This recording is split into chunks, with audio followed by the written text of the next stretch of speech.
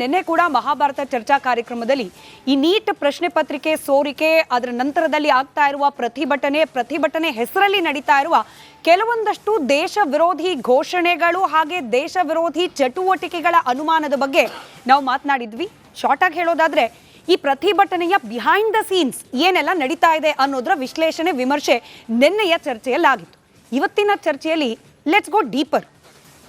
ಒಂದು ಕಡೆ behind the scene ಕೆಲವೊಬ್ಬರು ವಿದ್ಯಾರ್ಥಿಗಳ ಸೋಗಲ್ಲಿ ವಿದ್ಯಾರ್ಥಿಗಳು ಅಂತ ಹೇಳಿಕೊಂಡು ದೇಶ ವಿರೋಧಿ ಘೋಷಣೆಯನ್ನ ಕೂಗ್ಲಿಕ್ಕೆ ಅಂತಲೇ ಬಂದಿರುವವರಿದ್ರೆ, ಈಗ ನೇರವಾಗಿ ನೀಟ್ನಿಂದ ಅನ್ಯಾಯವಾಗಿರುವ ವಿದ್ಯಾರ್ಥಿಗಳು ಅವರಿಗೆ ಸಲ್ಲಬೇಕಾದ ನ್ಯಾಯ ಇದೆಲ್ಲವನ್ನ ಪಕ್ಕಕ್ಕೆ ಸರಿಸಿ ನಮ್ಮ ಬೇಳೆಕಾಳನ್ನ ಬೇಯಿಸ್ಕೊಳ್ಬೇಕು, ನಮಗಾಗಬೇಕಾಗಿರುವ ಲಾಭದ ಚಿಂತನೆಯನ್ನ ಮಾಡಬೇಕು ಅಂತಲೇ ಇರುವಂತಹ ರಾಜಕಾರಣಿಗಳ ರಾಜಕೀಯ ಆಟ ಬಹಿರಂಗವಾಗಿ ಪ್ರಾರಂಭ ಆಗಿಬಿಟ್ಟಿದೆ. ನಾನು ಕೇವಲ ಇಲ್ಲಿ ಕಾಂಗ್ರೆಸ್ ಪಕ್ಷ ನಿನ್ನೆ ನಡೆಸಿದಂತಹ ಮೋದಿ ಅವರ ಮನೆ ಮುಂದಿನ ಪ್ರತಿಭಟನೆಯ ಲೆಕ್ಕಾಚಾರ ಇಟ್ಕೊಂಡು ಚರ್ಚೆಯನ್ನ ಮಾಡ್ತಾ ಇಲ್ಲ, ಬದಲಾಗಿ ಇದರಲ್ಲಿ ಬಿಜೆಪಿ ಕೂಡ ತನ್ನದೇ ಆದ ರಾಜಕೀಯ ತಂತ್ರಗಾರಿಕೆಯನ್ನ ಮಾಡ್ತಾ ಇದೆಯಾ?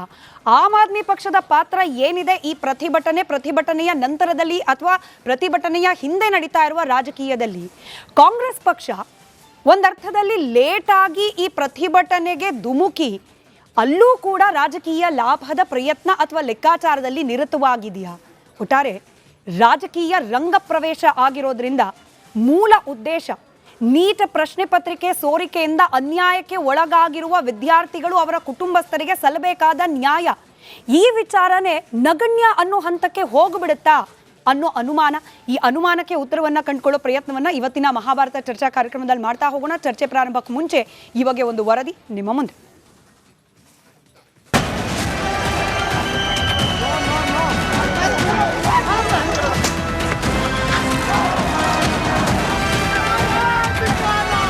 ಪ್ರತಿಭಟನೆಗಳು ಅಂದುಕೊಂಡ ದಿಕ್ಕಲ್ಲೇ ಸಾಗಿ ಅಂದುಕೊಂಡ ಫಲಿತಾಂಶ ಪಡೆದುಕೊಂಡ್ರೆ ಸಾರ್ಥಕ.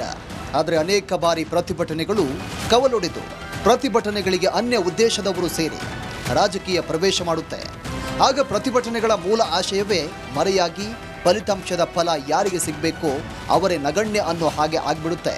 ನೀಟ್ ವಿಚಾರದಲ್ಲಿ ಹಾಗೆ ಆಗ್ತಾ ಇದೆಯಾ?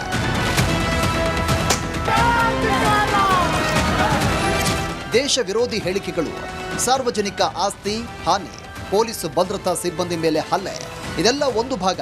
ಆದರೆ ಈಗ ಪ್ರತಿಭಟನೆಯ ಆಯಾಮವೇ ಬದಲಾಗಿದೆ. ಅದೇ ರಾಜಕೀಯದಿಂದ ಇಡೀ ನೀಟ್ ಪರೀಕ್ಷೆಯನ್ನೇ ರಾಜಕೀಯ ಪಕ್ಷಗಳು ಅಪೋಷಣ ತೆಗೆದುಕೊಳ್ಳೋಕೆ ನಿಂತಿದೆ. ಇದಕ್ಕೆ ಸಾಕ್ಷಿ ಅನ್ನುವಂತಿದೆ ಇವತ್ತು ಪಿಸಿಸಿ ಕಚೇರಿ ಮುತ್ತಿಗೆಗೆ ಬಿಜೆಪಿ ಯತ್ನ. ಬಿಜೆಪಿ ನಾಯಕರ ಮೇಲೆ ಮೊಟ್ಟೆ ಎಸೆತ, ಸದನದ ಒಳಗೆ ಕೂಗಾಟ, ಇಂಥ ಘಟನೆಗಳು.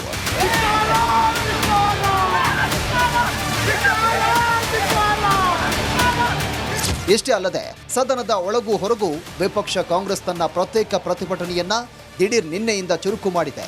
ಕಲಾಪದ ಸಮಯದಲ್ಲಿ ಆಗಬೇಕಿದ್ದ ಚರ್ಚೆಗಳ ಮೇಲೆ ಸರ್ಕಾರ ಪಾಸ್ ಮಾಡಿಸಿಕೊಳ್ಳೋಕೆ ಪ್ರಯತ್ನ ಮಾಡ್ತಾ ಇರೋ ಬಿಲ್ಗಳ ಮೇಲೆ ಇದರ ಪರಿಣಾಮ ಯಾರಿಗೆ ಲಾಭ ಯಾರಿಗೆ ನಷ್ಟ ಅನ್ನೋ ಲೆಕ್ಕಾಚಾರ ಶುರುವಾಗಿದೆ. ಇದರ ಜೊತೆಗೆ ಸಂಪುಟ ವಿಸ್ತರಣೆ ಚರ್ಚೆಗೆ ಹೋದ ಮುಖ್ಯಮಂತ್ರಿ ಡಿಕೆ ಶಿವಕುಮಾರ್ ಪ್ರತಿಭಟನೆ ಗಾಳಿ ಕುಡಿದು ಬರೋ ಹಾಗಾಗಿದೆ.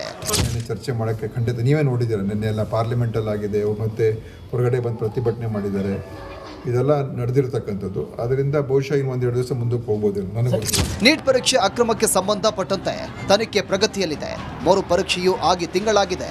ಈಗ ಕಾಂಗ್ರೆಸ್ ನಾಯಕರು ಪ್ರತಿಭಟನೆ ತೀವ್ರಗೊಳಿಸಿದ್ದು ಯಾಕೆ?